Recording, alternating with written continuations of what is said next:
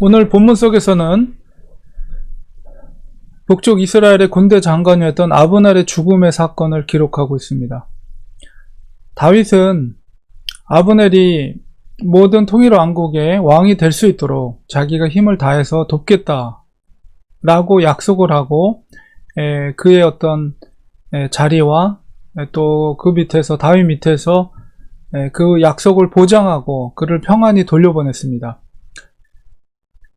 그 이후에 요압이 작은 전쟁터에서 승리하고 돌아왔을 때 헤브론에 이 아브넬이 왔다는 소식을 부하로부터 듣고 왕에게 쫓아가서 그를 왜 평안히 보냈는가 이렇게 따지듯이 말합니다. 그러니까 이런 요압의 어떤 태도를 보았을 때 그가 얼마나 어떤 면에서는 좀 무례하기도 하고 또 왕의 리더십에 대해서 완전히 복종하는 태도가 아니라 자기의 생각 그리고 자기의 고집, 자기의 의지대로 뭔가 행하려고 하는 그런 태도를 가지고 있는 것을 보게 되죠. 물론 아직까지 다윗의 왕국이 강력한 다윗 중심의 왕국으로 확고하게 자리를 잡지 않은 그런 상태였기 때문에 그렇기도 하고 요압의 그런 자기 뜻대로 행하려 하는 그런 태도도 역시 문제가 되는 것입니다. 그래서 요압은 다윗에게 말하지 않고 몰래 부하들과 함께 먼저 떠난 아브넬을 추적합니다. 그래서 아브넬을 만나서 아브넬을 속여서 궁 안으로 궁이 아니라 이제 그 성 안으로 들어오게 하고 거기서 이제 배를 찔러서 죽이게 됩니다. 물론 죽이게 된 그 첫 번째 원인은 자기의 막내 동생이었던 막내 동생을 죽였던 아사엘을 죽였던 그 복수심 때문에 죽이기도 했지만은 또 정치적인 이면 속에서는 만약에 아브넬이 다윗 밑으로 왔을 때 자기의 입지가 흔들릴 수 있다라는 정치적인 어떤 계산도 그 속에 들어가 있는 거죠. 그러니까 요압이라는 사람도 결코 선한 사람은 아닌 겁니다. 복수심에 의해서 자기의 복수심, 사사로운 복수심에 의해서 왕의 어떤 의도와 뜻과는 반하는 그런 행동으로 그를 죽였고 또한 또 한편으로는 자기의 정치적인 야심이 있는 거죠. 요압도. 만약에 북쪽의 군대 장관이고 요압은 남쪽 유다의 군대 장관인데 만약에 그가 다윗 밑으로 왔을 때는 다윗이 그를 더 신임했을 때 자기의 위치가 흔들릴 수 있다. 이런 계산을 하게 된 것이죠. 그래서 어쨌든 이 요압은 아브넬을 죽이게 됩니다. 그 소식이 다윗에게 전달되었을 때 다윗은 자기의 의도와는 반하는 그런 행동을 요압이 했기 때문에 자기는 결코 이 아브넬을 죽이고자 하는 의도가 없었거든요. 근데 요압이 죽인 거기 때문에 요압에 대해서 다윗은 저주를 합니다. 그 가문을 저주하는 내용이 이제 29절에 있죠. 그래서 이 피가 너가 흘린 아브넬의 피의 대가가 나랑은 무관하다라는 것, 나와 내 나라에게는 무관하다라는 것을 분명히 얘기하고 요압을 저주하는 그런 장면을 보게 됩니다. 이 장면을 통해서 그 무지한 피를 흘린 것에 대한 대가를 하나님께서 반드시 찾으신다라는 어떤 그런 그들의 신앙의 모습을 볼 수가 있죠. 이거는 모세 율법에서부터 기초한 것입니다. 무죄한 자를 피 흘리게 했을 때 그 피에 대한 대가는 사실은 죽음이거든요. 근데 이제 그 죽인 것에 대해서 다윗이 요압에게 어떤 벌을 내리지는 않아요. 그것은 이제 마지막 다윗의 고백 속에서 내가 오늘 39절에 보면 약하여서 수루의 아들 지난번에 우리가 요압의 형제들에 대해서 봤죠. 그래서 수루야는 여자 이름입니다. 바로 다윗의 누나의 누나의 이름이고 스루야. 그 스루야의 세 아들이 아비새와 요압과 아사엘인데 아사엘이 아브넬에 의해서 죽음을 당하게 됐죠. 그래서 요압이 원수를 갚은 것입니다. 근데 사실은 조카들인데도 그들의 성품이라든가 그들의 어떤 행동 이런 것들이 다윗이 충분히 그들을 제압할 수 있는 위치에 아직 있지 않다는 것을 이제 다윗의 고백 속에서 알 수가 있죠.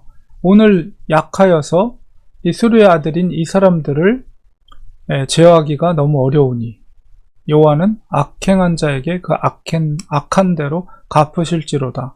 뭐냐면 율법에 기초한 거예요.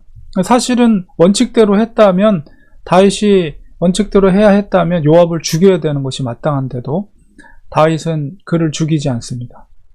대신에 그를 죽였다가는 더 큰 문제가 생길 수가 있기 때문에 아직 지금 통일한 거로 가는 과정 속에서 아직 확고한 그런 왕국으로 체제가 굳혀 있지 않은 상태에서 뭐 1등 공신과 같은 요압을 죽였을 때 거기서 요압을 따르는 사람들도 있을 거 아니에요? 부하들이. 근데 그랬을 때 더 큰 문제가 생길 수 있기 때문에 차마 이 상황에서 아브넬을 죽인 죄에 대한 대가를 치르지 않게 하죠. 그러나 이제 다윗은 그 피에 대한 저주를 이 요압에게 하게 됩니다. 그리고 나서 이 다윗은 모든 사람들을 불러서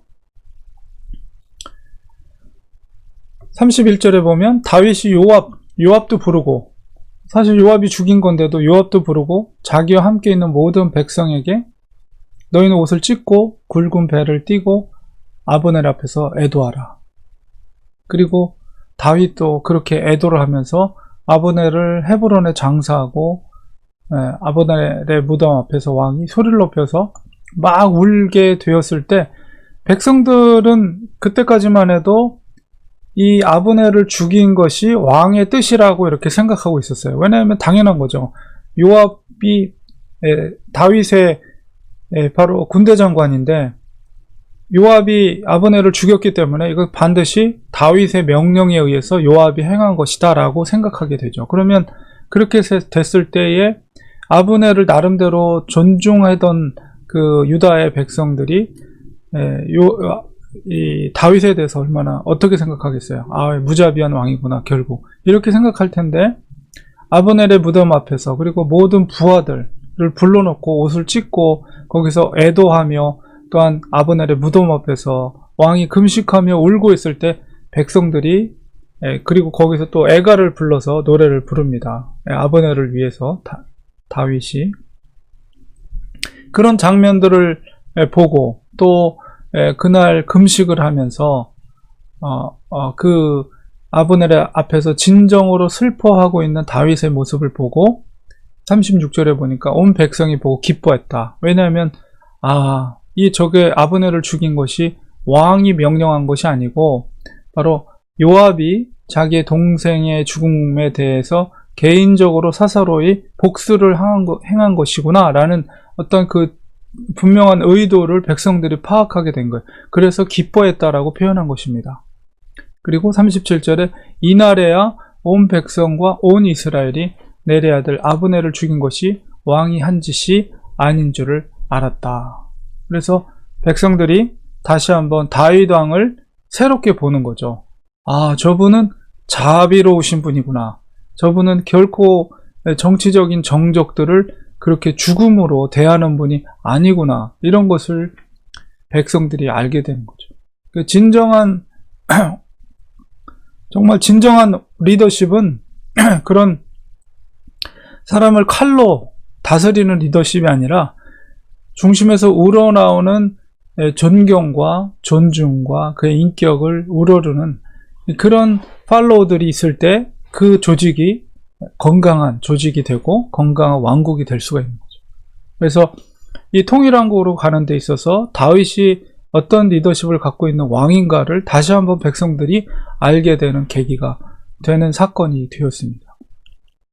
반면에 요압에 대해서는 왕이 다시 한번 그를 쳐다보게 된 거죠. 결국은 이제 그의 아들 솔로몬의 군대 장관에 의해서 요압이 죽음을 맞이하게 됩니다. 그리고 대신에 이 다윗은 아브넬의 아들 야하시엘이라는 아들을 역대상 27장 21절에 보면 그 아들을 등용해서 자기 밑에서 수하로 사용을 합니다. 그만큼 이 다윗은 정말 그 아브넬을 존중해 줬다는 것을 이제 그의 아들을 등용함으로써 이제 알 수가 있는 거죠.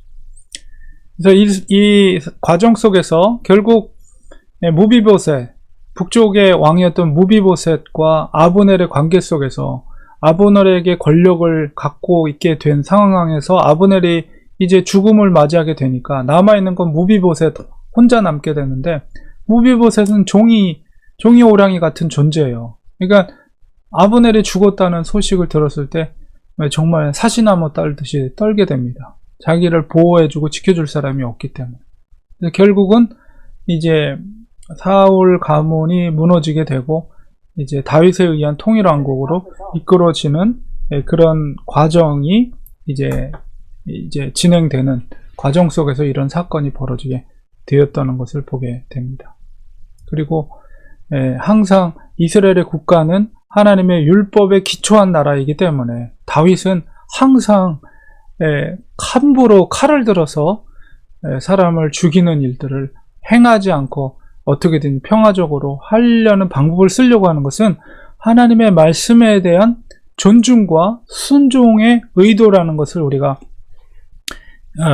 깨달아야 됩니다. 그렇기 때문에 요압과 같이 무자비한 어떤 그런 칼의 복수를 통해서 나라를 세우려고 하는 것은 다윗의 의도와는 반하는 것이며, 그것은 마땅히 하나님께서 세우고자 하는 왕국과는 반하는 일이다 라는 사실입니다. 그래서 우리가 이런 것들을 그 율법의 원리, 구약의 율법이고 모세의 율법이지만 그 율법에 담겨진 하나님의 의도를 다윗은 잘 파악하고 있었고, 그 원리대로 하나님의 말씀대로 나라를 세우려고 했다는 것을 보게 되죠. 오늘날도 역시 마찬가지입니다. 우리가 하나님의 말씀을 순종하는 것은 그 구약에 있는 율법조차도 그 속에 담겨진 하나님의 의도와 또 원리, 영적 원리대로 우리가 순종해 나갈 때 복을 받게 되는 거예요. 요압처럼 그렇게 상대방을 죽이고 사사로운 그 복수심으로 사람을 죽이고 칼로 피를 흘려서 그렇게 자기의 생각대로 하는 것은 이게 율법에 반하는 행동, 하나님께 반하는 행동이라는 것을 우리가 생각하면서 정말 하나님의 기뻐하시는 뜻대로 우리가 이 시대 가운데도 다윗과 같이 율법의 원리대로 하나님이 기뻐하시는 뜻대로 순종하고 또 사람과의 관계 속에서 그렇게 행동할 수 있는 우리가 되어야 되겠습니다. 기도하겠습니다. 하나님 아버지, 오늘 말씀 속에서 통일왕국으로 가는 과정 속에서 다윗의 뜻을 저버린 요압의 그 복수심에 의해서 아브넬을 죽인 그런 사건 속에서 우리 하나님은 율법의 원리대로 행하기를 원하신다는 것, 모든 과정 속에서 작은 일이나 큰 일이나 그 율법의 원리대로 순종하는 자를 통해서 하나님 복을 내려주심을 깨닫게 됩니다. 하나님, 우리들도 하나님의 원리와 하나님의 뜻을 깨닫게 하시고 그 뜻대로 순종함으로 하나님의 놀라운 축복들을 받을 수 있는 우리 성도님들 모두가 될 수 있도록 도와주시옵소서. 예수님의 이름으로 간절히 기도합니다. 아멘.